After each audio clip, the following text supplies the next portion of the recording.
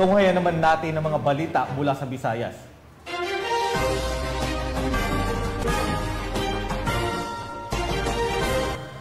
Halos 7 milyong pisong halaga ng shabu ang nahuli ng Cebu City PNP mula sa dalawang high-value individual sa naging buy-bust operation sa Barangay Carreta, Cebu City.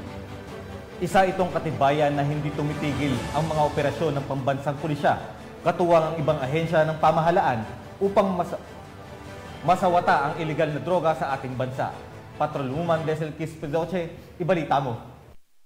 Kalabosan ng Cebu City PNP ang 6.9 million halaga ng kinilalang shabu mula sa dalawang high-value individual sa isnagawang buy-bust operation sa Ludo Cemetery, Barangay Carreta, Cebu City, ito lamang makaraan. Kinilala ni Police Major Jonathan Bethoven Antonio, Chief ng City Drug Enforcement Unit Cebu City Police Office, ang dalawang high-value individual na mga suspect na sina alias Janjan, 40 anyos at residente ng Sitio Acacia, Barangay Vito, Sagay City, Negros Occidental, at alias Cathy, 33 anyos at residente ng Sitio Quijano Compound, Barangay Calamba, Cebu City.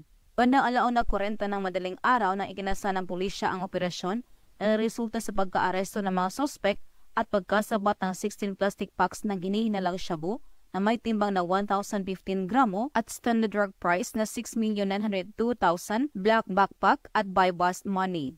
Mahaharap ang mga suspect sa kasong paglabag sa RA 9165 o Comprehensive Dangerous Drugs Act of 2002.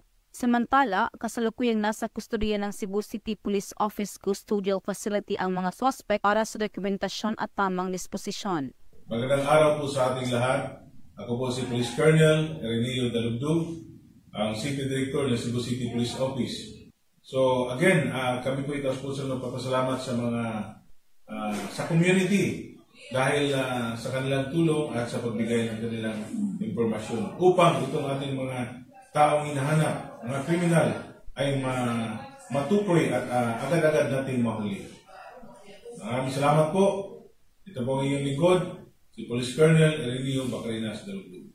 Ang kapulisan ng Cebu City ay patuloy sa pagpapaigting ng kanilang kampanya kontra iligal na droga. Ito ay alinsunod sa isa sa pangunahing prioridad ng pamahalaan na labanan ang mga sindikato ng droga sa pamamagitan ng pagpigil ng kanilang mga iligal na aktibidad at pagbuwag ng kanilang mga operasyon. Mula dito sa Central Visayas, ako yung Police News Network Correspondent, Patrolwoman Desel Quispidoche, alagad ng batas, tagataguyod ng balitang pulis. Maraming salamat, Patrolwoman Pedoche.